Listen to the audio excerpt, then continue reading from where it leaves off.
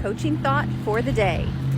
So there are a couple of lines that teachers accuse me of saying a whole lot, and one of them is data tells a story.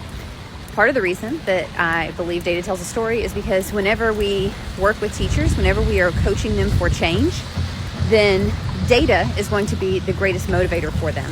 So for instance, when you were in a classroom, instead of saying to the teacher, student engagement is low or students aren't answering your questions, instead present them with data.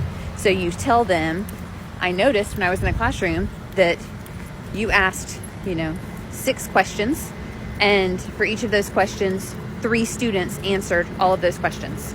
And so you turn that over to them, and hopefully they take away from that, oh, that's not very many of my students. I need to do more to engage other students in answering questions. So that's one little nugget today for what I mean whenever I say data tells a story.